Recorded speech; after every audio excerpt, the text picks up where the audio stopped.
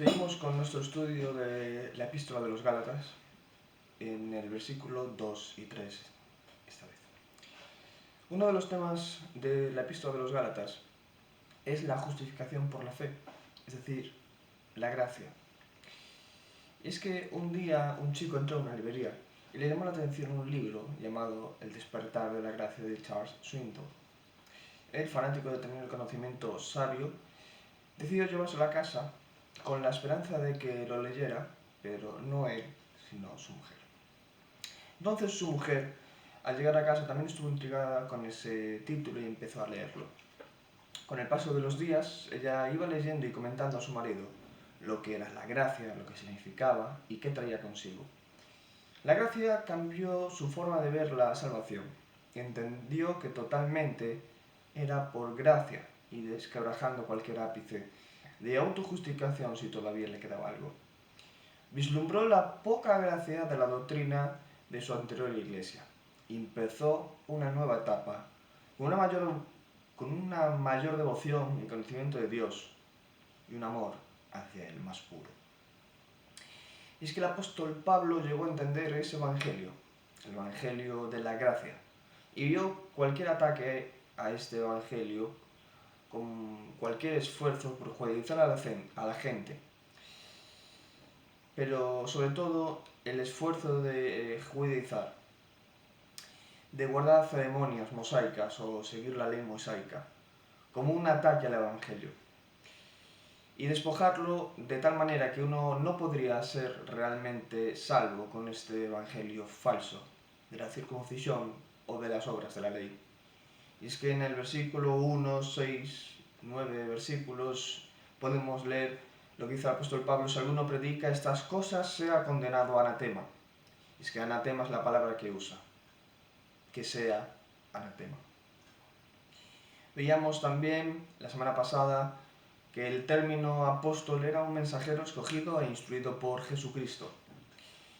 La manera en la que fue escogido vino por Jesucristo y Dios Padre, que lo resucitó de los muertos, como veíamos en el versículo 1.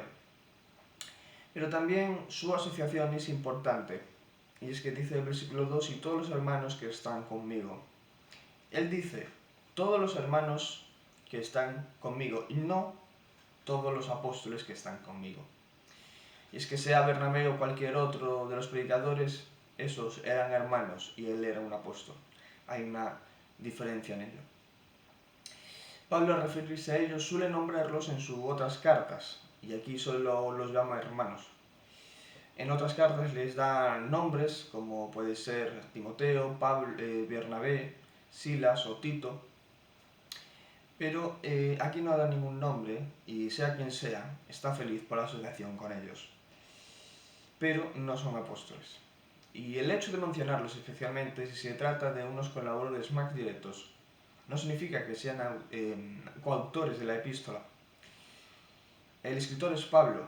Le conviene hacer énfasis en que es conocido de los destinatarios, o incluso que procede de la misma iglesia. Pero con esta vinculación está indicando que los destinatarios que tiene junto a sí a aquellos hermanos están a su favor, y refuerza a quienes están cuestionándolo y antes quienes conocen el ataque de sus enemigos, el reconocimiento de su autoridad como un apóstol. Y es que antes quienes cuestionan tanto la condición de apóstol como el evangelio que predica, hay otros hermanos que están plenamente identificados con él, su autoridad y su mensaje que proclama. Es que los judaizantes procuraban calumniarlo como si fuera su doctrina y predicación de novedad que salía de él, y para disipar toda sospecha y hacerles ver que hay muchos hermanos que piensan como él, agrega en la introducción: todos los hermanos que están conmigo. Del modo que lo sigue es el contenido que está escrito conforme al sentir de todos ellos.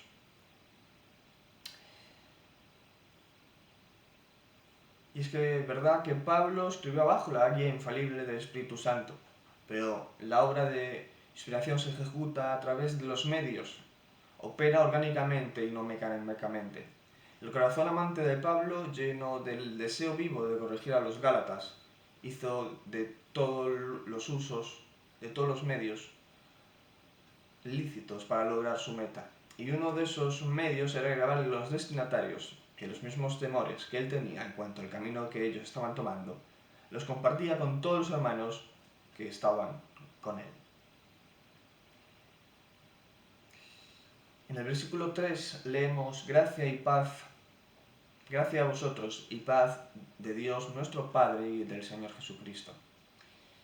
Aunque era un saludo típico, era un golpe a la doctrina de los falsos maestros que implicaban la circuncisión para la justificación. Gracia y paz eran palabras comunes para la mayoría de nosotros. Pero, ¿qué significan? ¿Qué es la gracia? Si preguntáramos a cualquier cristiano, entenderían lo que es y podría describir la gracia como el favor inmerecido de Dios en otorgarnos la salvación a personas que creen en su Hijo a través de la fe. Y sí, eso es la gracia. Eso es la gracia teóricamente. Pero ¿vivimos conforme a la gracia? Tenemos el beneplácito de vivir la gracia día a día. Me temo que en muchos casos es un no. Un no porque la gracia está asociada a tal frase que sabemos que es la gracia y podemos entender, comprender y estudiar académicamente qué es la gracia, pero no experimentamos un poder salvífico. Es que somos salvos, dice la palabra en Efesios 2:4, pero Dios, que es rico en misericordia por su gran amor con que nos amó, aun estando nosotros muertos en delitos y pecados, nos dio vida juntamente con Cristo, por gracia habéis sido salvados. Y es que el sistema legal enseñado por los judaizantes no ofrece ninguna gracia ni ninguna paz. Y es que si alguien se justificara ante Dios y se hiciera poseedor de la salvación mediante obras, como lo hacían o lo sostenían estos falsos maestros, la gracia queda excluida, como lo vemos en Romanos 4:5. Y esa paz de la que habla también es inalcanzable, porque nadie tiene las suficientes buenas obras para tener una seguridad eterna de salvación. Y es que Dios se ha molestado en vivir una vida perfecta, tentado en todo, sin pecado alguno, para morir, no para disfrutar en una playa, para morir en una cruz, con la agonía de morir en una cruz. Imaginemos todo eso. La cruz, unas manos perforadas, el pectoral oprimido y sin capacidad de respirar, una corona de espinas en la cabeza, y frente a la humillación pública estará ahí colgado. Hoy pregunto, ¿tú morirías por alguien? ¿Tendríamos el amor desmesurado, abnegado de derramar nuestra sangre de tal manera que pudiéramos otorgar la gracia y el favor a una persona? Si ese fuera el castigo y lo pudieras pagar, ¿lo haríamos? Pensemos por un momento en lo que es el sacrificio de Cristo. No teórico, sino práctico. Imaginémonos a nosotros mismos, con ese dolor en las manos, con ese dolor en la cabeza, el pectoral, llevando una cruz desde la ciudad hasta las afueras. Todo ese camino y todo ese sufrimiento para salvar a una persona. A mí me conoces y me tienes como hermano y me quieres el bien, pero morirías por mí. También yo me pregunto, si siendo yo un hermano, moriría por ti. Y es que dos de las palabras más bonitas relacionadas con el Evangelio son gracia y paz. La primera, la gracia, es la fuente de la salvación. Paz es la segunda, resultado de esa gracia. La gracia es la disposición amistosa de la que procede el acto libre y bondadoso con referencia a la gracia divina. Y el placer y el gozo que se propone para el que lo recibe, como en contraste con la deuda. Vemos en Romanos 8:5-8 que dice: pero Dios demuestra su mismo amor hacia nosotros, en que, siendo nosotros pecadores, Cristo murió por nosotros. Ahora pensemos en cómo de malo hemos sido. Fijémonos en nuestros pecados atrás. Acordémonos de nuestros pecados. Aquellos pecados que nadie conoce, que solo tú conoces, que te dan vergüenza admitirlo. ¿Qué hacíamos tú y yo antes de ser salvados? ¿Qué pecados teníamos? ¿Qué vemos cuando echamos la mirada atrás? Vemos un hombre o una mujer rebelde a Dios, lleno de pecado, sucio, despojado de cualquier salvación, de una salvación que no merecíamos. Y en ese hombre ha sido derramado gracia.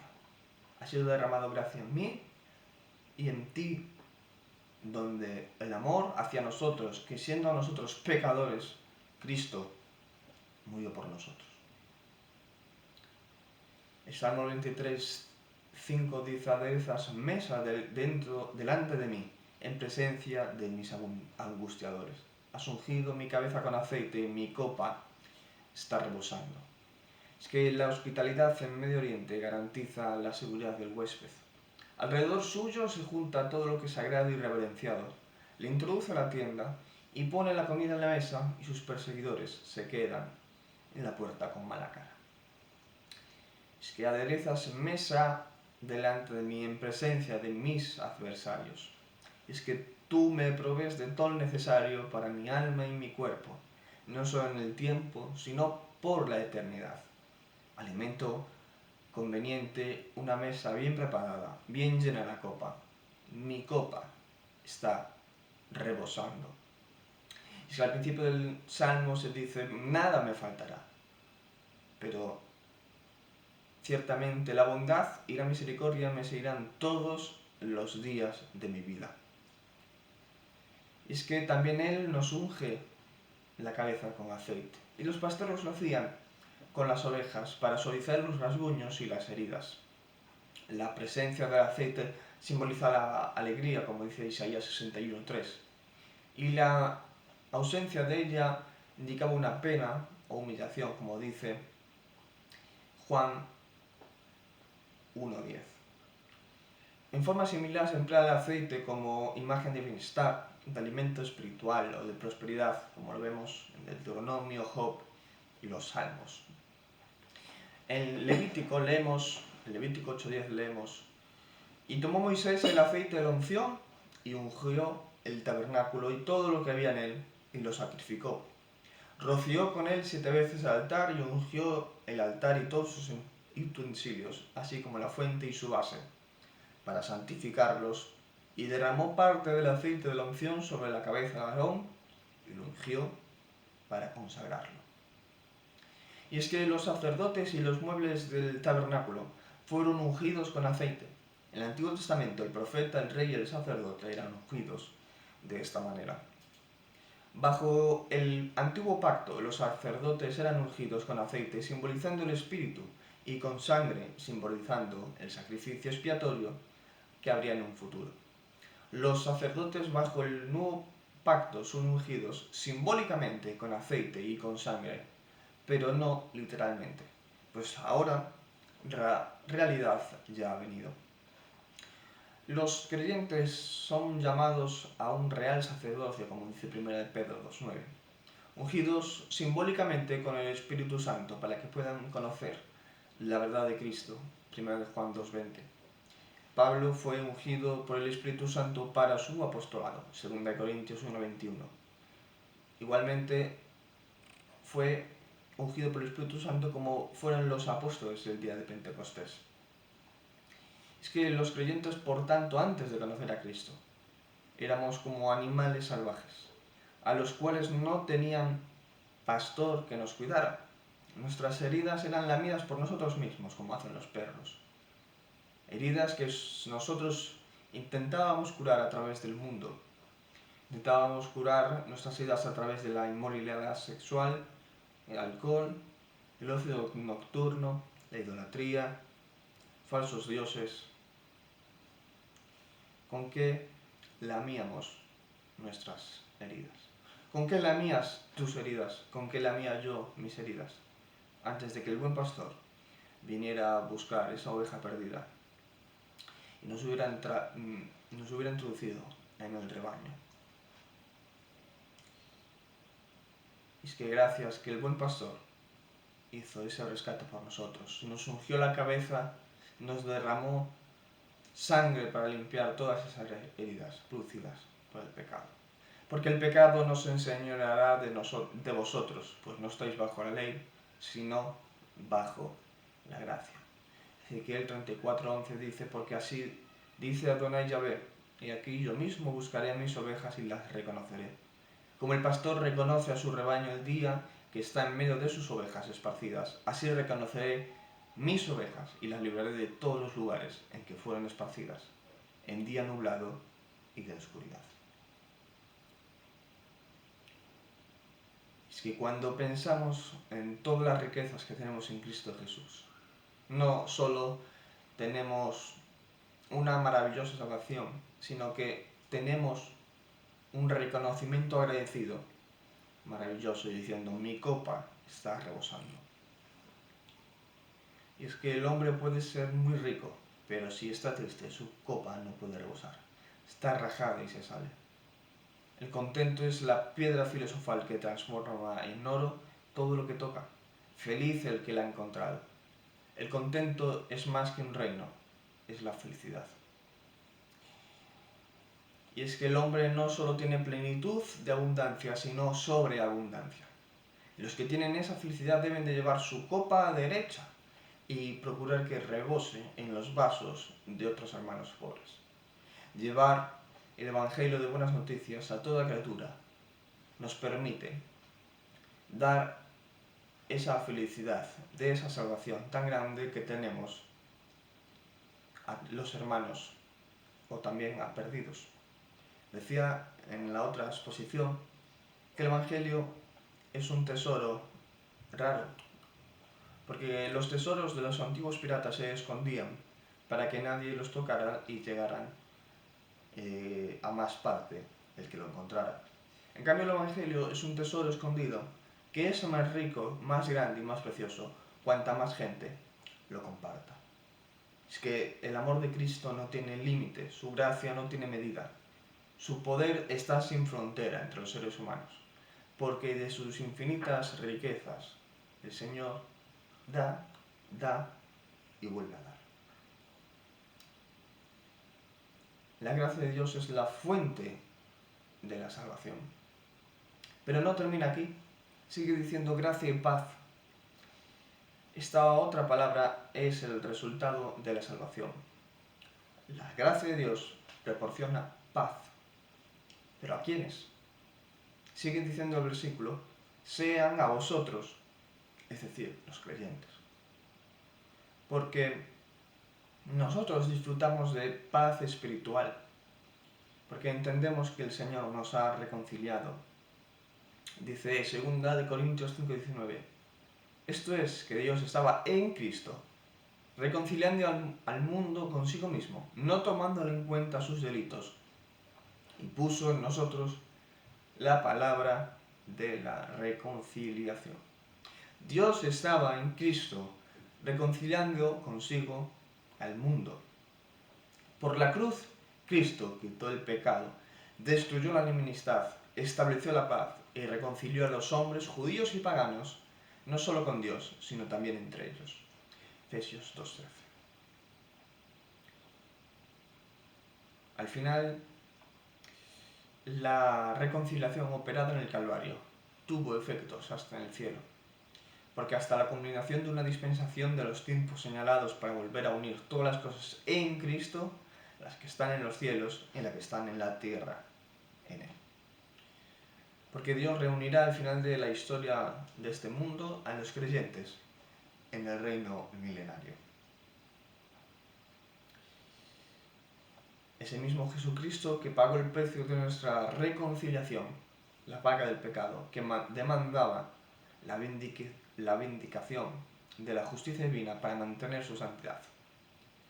Por tanto, pagado el precio, Dios, Jesús, puede tomar la mano del pecador arrepentido y ponerla en el Dios de santidad y de amor con toda su justicia.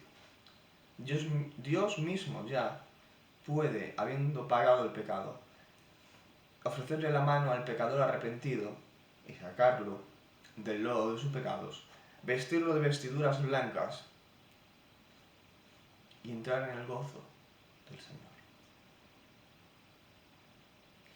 a quien Dios exhibió como propiciación por su sangre, mediante la fe, como demostración de su justicia, a causa de pasar por alto los pecados previamente cometidos en la tolerancia de Dios, para la demostración de su justicia en el tiempo presente, para ser justo cuando declara justo al que es de la fe en Jesús. ¿Cuántas cosas ha hecho el Señor por nosotros? Ha abolido la acta de decretos que teníamos sobre nosotros. Llevó nuestros pecados, sí, esos pecados de los que te avergüenzas y que no cuentas a nadie. Él fue el culpable de tu pena. Amor, porque el Señor es amor, porque lo hizo por amor. Tenemos una salvación tan grande, comprada a precio de sangre, y no la mía, sino la del Dios mismo, la del Dios creador que creó los cielos y la tierra. Ese, nuestro Dios, el único y sabio Dios, murió por nosotros.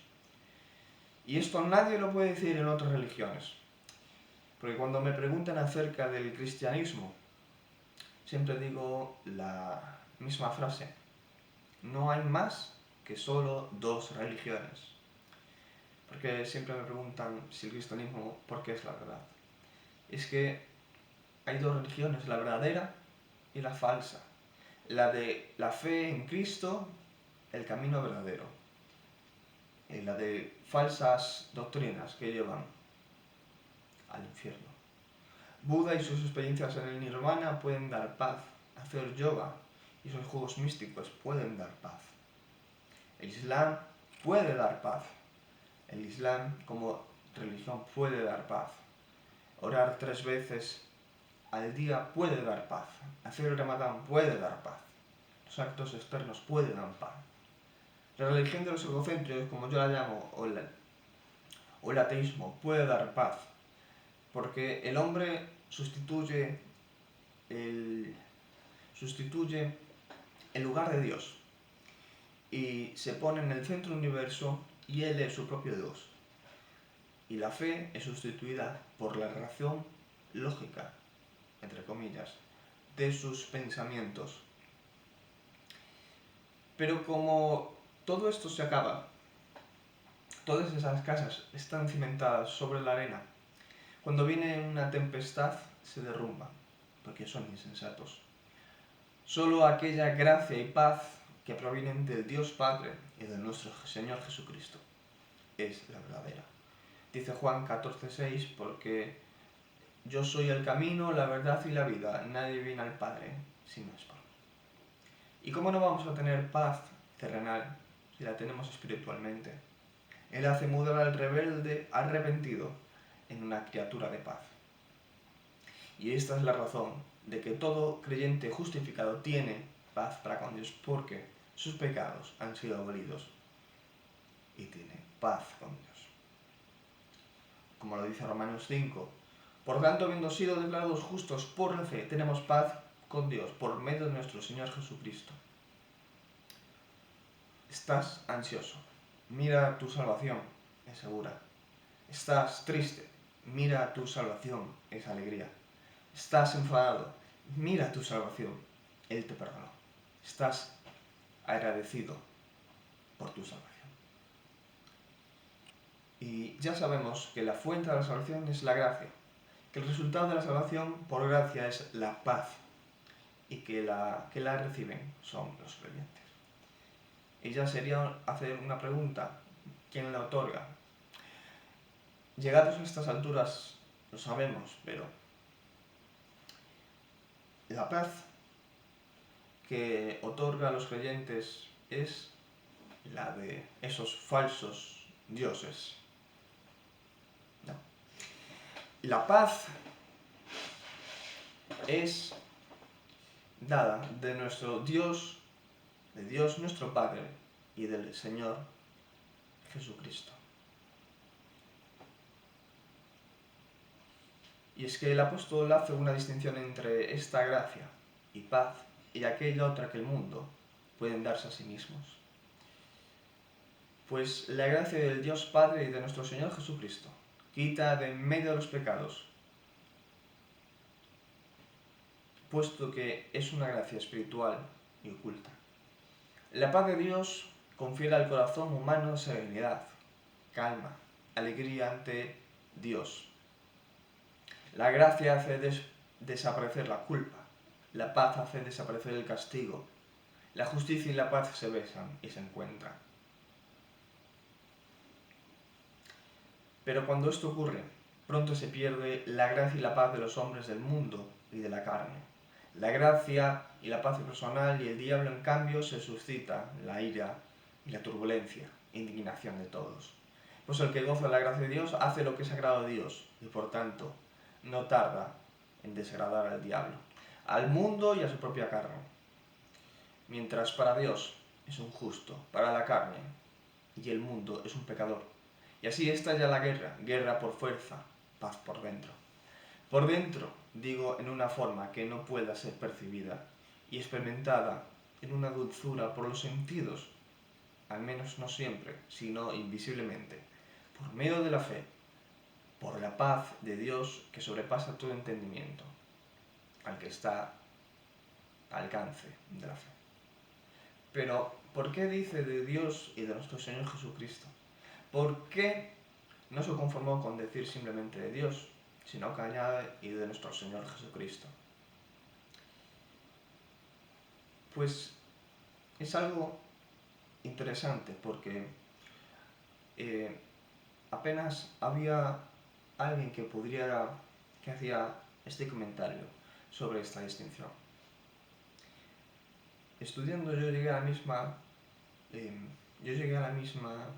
al mismo resultado de una persona que obtuvo la gracia, que estuvo enredado en el evangelio de la ley, en que no sentía ninguna paz. Él vivía en un infierno. Entonces quiero leer el comentario sobre estas palabras de un hombre transformado por gracia, que transformó un mundo entero por la gracia, y no él, sino de Dios Padre y nuestro Señor Jesucristo. Simplemente él fue el hacedor en este mundo, pero que vivía a través de la gracia, la paz y la fe de nuestro Señor Jesucristo. Hablo de un monje en alemán que en 1517, el 31 de octubre, colgó 95 tesis en la catedral de Wittenberg y que tiempo después traduciría la Biblia del latín que la Iglesia tenía encerrada en las puertas de sus catedrales. La tradujo a la lengua alemana, a lenguas vernáculas, para que todos aquellos que pudieran leer, el pueblo llano, pudiera entender y comprender cómo era Dios y poder conocerlo a él. Estoy hablando, como si no, de Martín Lutero, un hombre transformado por la gracia,